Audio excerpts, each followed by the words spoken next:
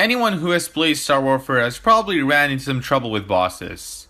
Either they do a stupid attack that you just cannot dodge, or they have too much health and eventually they just kill you before you have a chance to kill them. But as it turns out, just a few simple tips can dramatically improve your boss fighting capabilities. And if specific attacks are bothering you, I'm gonna cover that as well. So stay tuned for this informative video where I show you some tips and tricks about beating bosses in Star Warfare Alien Invasion. Before we talk about the actual bosses, we need to talk about another aspect that a lot of people seem to get wrong, and which is really the most important one when fighting any boss: the equipment you should use. Basically, which armor and which weapons are the best.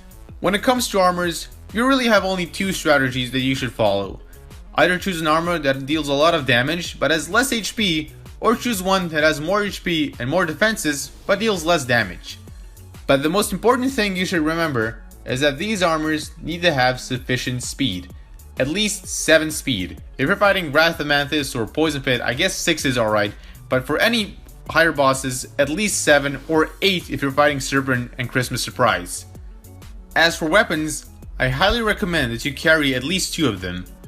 One which will be your main damage dealer, and another one without any speed penalties that you can switch to when running away from boss attacks. You can carry any number of weapons after these two, but at least 2 is recommended. And as for your main damage dealer, make sure it is either a machine gun or a laser gun or any weapon with high DPS, that is damage per second. So slow firing weapons like sniper rifles or the nail gun are really not good in this situation. And of course we have backpacks, and these can primarily be used to add some speed bonuses if your armor is too slow. So if your armor has only 6 speed, you can buy a backpack to add 1 or 2 more to get over that magic number of 7. And if your armor is a defensive one, you can buy a backpack to add some offensive power, such as the Jin Jingle, which will add 35% more power to all of your attacks. Now, when it comes to backpacks and what you will carry to a boss fight, this is probably the most important part ever. Always, and I mean always, carry health items. It doesn't matter how good your armor is, doesn't matter how much HP it has, always carry health items. I've seen so many players die 30 seconds before a boss match ends simply because they died of multiple hits, even though they had Perseus armor or X-Field armor. Health items or even revive items will help you tremendously in boss fights and reduce your risk of dying and losing a boss fight a lot. Basically, always carry them. And if you have some extra slots, it is highly recommended that you carry some hyper clips with you as well. So if your backpack has 5 slots, you have 2 for weapons, 1 or 2 for health items, carry 1 or 2 hyper clips so you can beat bosses a lot faster. Alright, that's it when it comes to equipment, and I just want to quickly summarize the 3 most important points about it. So, 1, an armor which has good offense or good defense but also good speed. 2, at least 2 weapons, 1 for damage dealing, 1 with no speed penalty. And 3, please carry health items. Always remember these 3 things when selecting what you will use for a boss fight. Now into the actual bosses themselves. Now I will go through each boss individually and I will talk about their attacks and how to avoid them. Now remember, all bosses have 2 types of attacks. One that you use when you are near them and one that they use when you are far away from them. I will talk about each of these individually for every boss. Alright, first up is Wrath of Mantis, the first boss and probably the easiest one, as you can beat it with pretty much any weapon even if you are a newbie player, because its attacks are quite easy to learn and avoid. So this is what you should remember when it comes to Wrath of Mantis. We'll start off with the long range attacks first. When you join Wrath of Mantis, it will always, and I mean always, do its signature opening move, the corkscrew spin. It will fly up and fly at you at really fast speeds. So when you join a Mantis match, remember that you will always have to move either left or right. Now, if you move in either direction and it's still pretty far away, the Mantis may try to do another spin at you, which in that case, you just move left or right again. It may try to shoot a laser beam, and this one is pretty tricky for most players. The trick here is to just get closer to the Mantis and then quickly move back away. The beam will actually hit everything in front of you. When the Mantis starts shooting his beam, that's when the target is determined, and you just move back and the beam misses you. It might shoot its boomerang buzzsaws, which are 2 energy discs. they will go towards the center of you, and the trick is to just again move either left or right as fast as possible. And if it launches a tri-wave, remember that the middle wave is always aimed at you, so the trick is to move slightly to the right or to the left, and you will always avoid them. Now, when it comes to close attacks, it might just try to stab you, which the solution is pretty simple. Just move backwards, and when it thinks it's close enough to you, it will stop and hit you. Just keep moving backwards and it will just slash an empty space. Pretty easy to avoid. And yeah, that's it when it comes to Mantis. Again, pretty easy. The second boss is Poison Pit, and this one is a lot harder, simply because of how fast it is. So I highly recommend at least 7 speed. Buy a backpack that adds some speed bonuses, and use an armor that is, say, Hydra or Strike instead of, say, Titan or Tank, as it will help you out. This boss is hella fast. So let's start off with the faraway attacks. When you first join the match, the boss will do anything. It can do anything it wants. There's no signature opening moves. So it can, for example, jump on you. This is one of its deadliest moves. It jumps up in the air and lands right on top of you. And this one is deadly because it adds some splash damage. So as soon as it jumps up, move. Go as far away as you can in any direction, but not close to the walls. It might still catch you if you have 6 speed because of the splash damage, which is why I recommend at least 7. But as soon as it jumps, just move away. It might also try to throw an acid spit at you, where it will shoot an acid ball. This one is easy to avoid, but just make sure not to step in the acid afterwards. And this is especially troubling when it shoots multiple acid balls, another one of its attacks. This time the whole area is polluted with acid, and you should avoid stepping in it for at least 30 seconds, as the ground will remain polluted and it will damage you. Now, probably the most dangerous attack Poison Pit has is its Spider Rush, where it will charge at you and rush at you, attempting to knock you over. This one is not dangerous in its initial phase, when the boss has more than 40% of its health, as you can easily see when the rush will start and you can just move out of the way, left or right. But when the boss does its growl and has less than 40% of its health, it will do 2 rushes, and much faster than before. This time you need to avoid one and then another one. This is a very dangerous attack which kills a lot of players. The trick is to simply go backwards, close to a wall, and then when it charges you again, quickly move to the right and hope you will avoid the attack. If you have 7 speed, you should definitely do, but if you have 6, you will most likely get knocked over. Now when it comes to close attacks, it basically just has one, which is a claw swipe. It will just go near you, attempt to swipe you with its claw.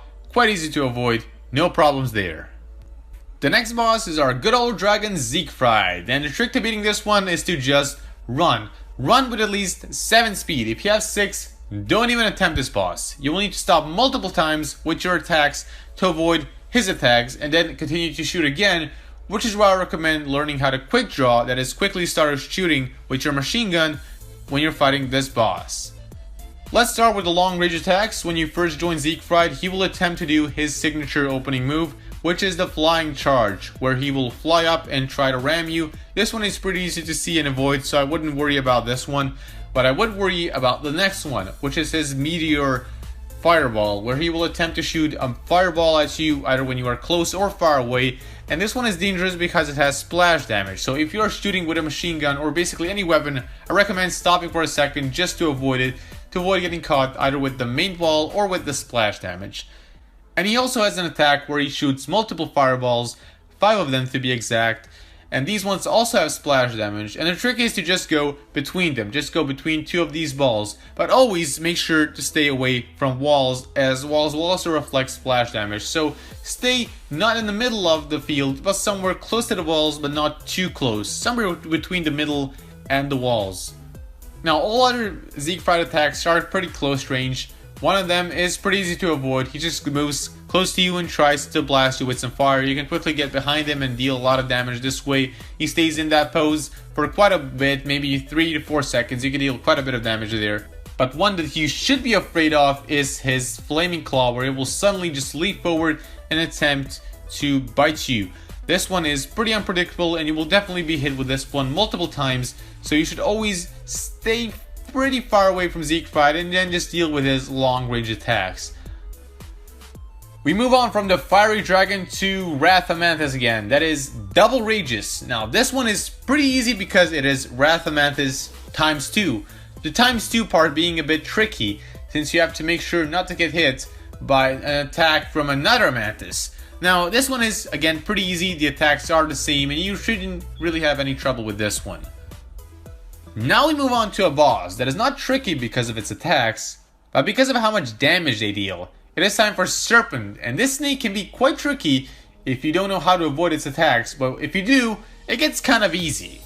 Now Serpent will start with its signature opening move, where it will slap its tail repeatedly and throw poison directly at you. Now the trick here is to just move left or right, that's not the hard part. The hard part is the poison itself, as it will not only damage you, but also slow you down, and after a while it becomes invisible, but it's still technically there. So avoid poison areas for at least 30 seconds. Now when it comes to long range attacks, they're pretty easy to avoid. The first one is the standard one, the slithering charge, where Serpent will charge at you and then try to ram you. You can see this one coming on from miles away. It's pretty slow and kind of easy to avoid. The tricky one is the second charge, the one where it forms a portal. You can tell them apart by the sounds. If a Serpent charges at you and you hear some slithering sounds, that is a normal slithering charge. But if you don't hear any sounds and it just charges at you, that is the one where it will make a portal.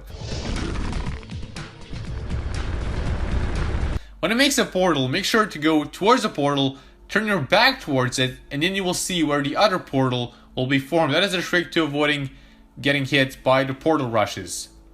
Now when it comes to other long range attacks, they're all acid based. They will try to throw either one acid ball or multiple acid balls and poison the whole area. Again, just avoid the acid, move either left or right and stay on that area until the acid clears in about 30 seconds. Another attack that is neither long or short range is one where Serpent goes into the ground. It digs a hole, goes into the ground, and then it charges up, tries to hit you when charging up from the ground. This one is kind of easy to see because there will be some dust in the ground where Serpent is coming from, but make sure to stay far away as there will be splash damage. And as for its short range attack, it will try to simply bash you with its tail.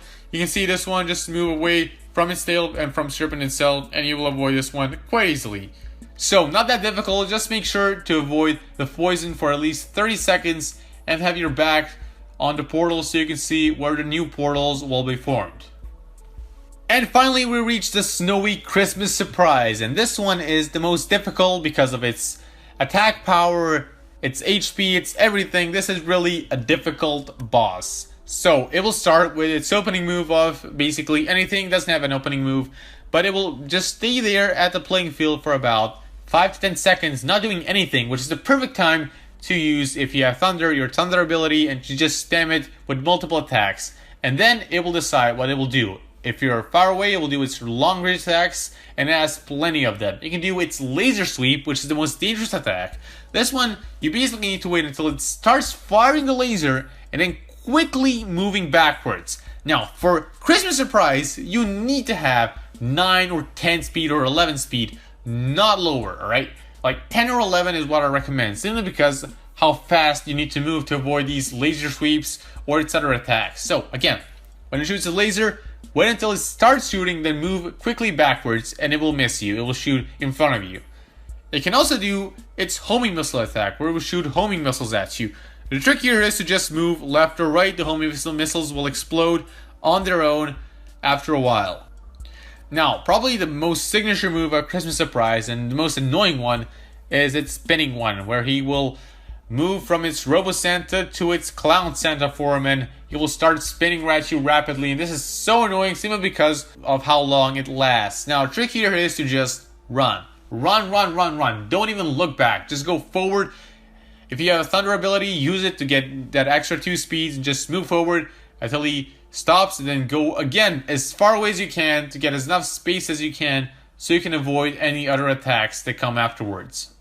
Now, as of his short range attacks, he only has one of them. That is the one where he moves forward at you and attempts to ram you down.